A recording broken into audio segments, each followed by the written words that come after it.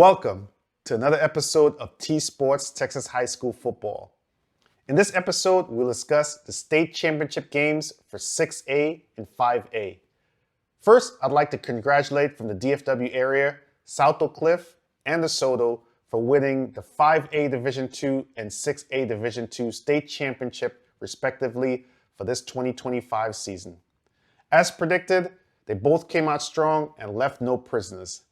They both did a tremendous job in cementing their place in UIL Texas football history. Congratulations to both teams. The community really came out and supported them at AT&T Stadium. Now that we got that out the way, let's get to Duncanville versus North Shore game. Of course, as I mentioned in my previous podcast, I was rooting for Duncanville to win this game against North Shore, but as always, North Shore, they're a tough opponent in the finals, and this game was no different. Both teams are built almost exactly the same. However, North Shore was able to pull off the win against Duncanville by a score of 10-7. This was a very low-scoring game, a very defensive game, which is what I expected since both teams' defense were pretty strong as the score indicated. On the flip side, both teams' offense struggled. I was really disappointed with the offensive performance from Duncanville, but let me get into the details. I've been probably to almost all of Duncanville's games and only missed about a couple. So here are my takeaways of what really cost Duncanville the game. As I mentioned, since these are high school kids, I'm not going to bash any player since I believe it's up to the coaching staff to create a game plan that complement each of the players' abilities that will give them and the team the best chance of winning. In my opinion, after watching a lot of Duncanville's games in the playoffs leading up to the final game, I could tell you about my thoughts on what cost Duncanville the game. I will start with an observation that I noticed straight off the bat, and it's surrounding the offensive play calling. Now, let me explain a little bit of what I mean. I'll give a little bit of history. In the first half of the season, Duncanville's starting quarterback was Maximus Denson. In one of my podcasts, I mentioned that towards the end of the season, he was no longer the starting quarterback and no longer on the team due to some personal reasons, which no one really knows the full details.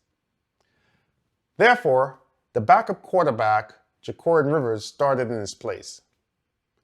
At that point, I noticed that Duncanville's coaching staff started switching up their strategy a bit to help out their quarterback by adding the wildcat formations into the offensive playing call. And what this did was added another running element to the game to supplement some of the passing game's deficiencies. This strategy actually worked and paid dividends because with the Wildcat, you had this switch up, which was really helping out and complementing a good running game. So now, in addition to passing, you had a running back by committee, which included using some of the wide receivers into the running game. So Trenton Yancey and Ace Diaz was included in the running attack.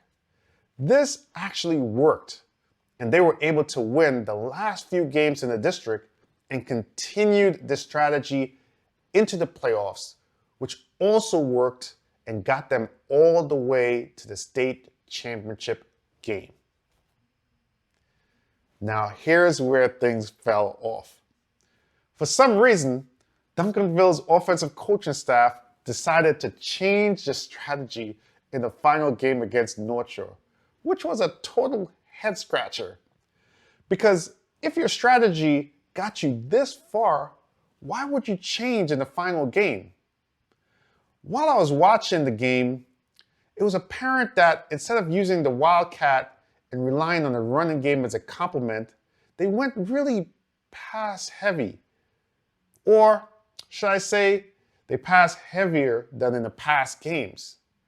And even though throughout the playoffs, they helped out their not as experienced quarterback with running the ball, now in the heat of the final game, I noticed that instead of relying on the running game, they started, passing the ball more than usual.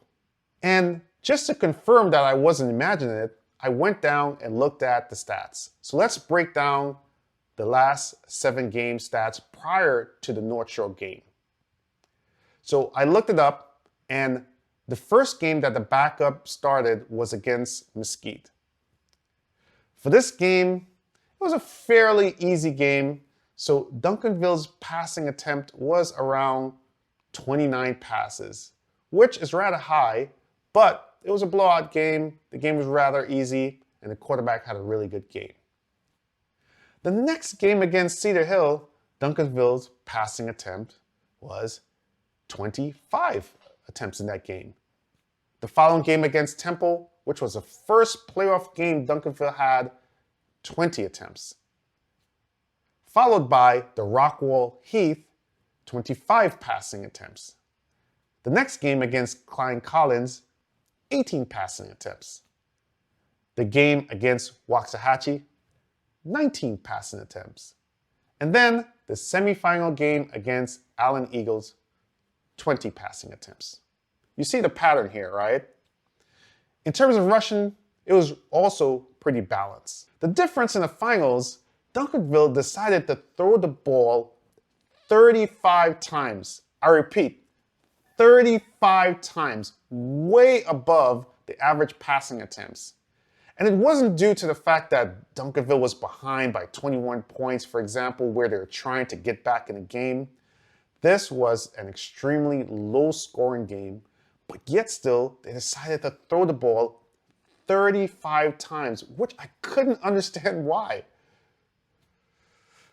The comment may come up, well, North Shore has a pretty good run defense, so maybe they wanted to surprise North Shore and switch it up a little bit to catch North Shore off guard or something. I don't know why they abandoned the running game, which was their bread and butter all postseason in the playoffs.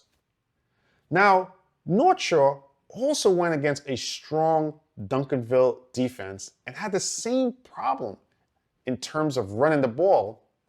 However, the difference here was that North Shore did not abandon the run, even though they had trouble running the ball against a tough Duncanville team.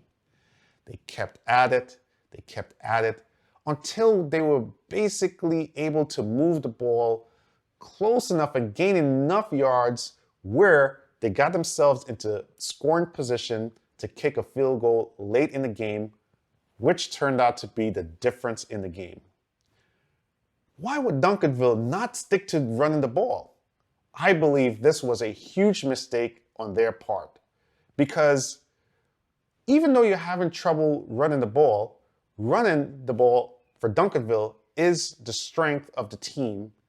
And as you keep trying, eventually, with all the talent that Duncanville have on the offense, they'll eventually break one. It's all about being patient. Duncanville has enough speed and talent to eventually wear down North Shore's run defense the same way. Big mistake from Duncanville's offensive coaching staff. The second area where Duncanville went wrong, in my opinion, is Sports 101. What do I mean by that? Is that whenever the game is on the line, no matter what the team sport is, you always try to get the ball in your best player's hands, one way or another. For Duncanville, they were behind by 3 points with an opportunity to either tie the game or take the lead in the final couple minutes. This is where the 3 stars from Duncanville's offense, Zach Turner, Ace Theus, and Trenton Yancey, should touch the ball at least once on every play.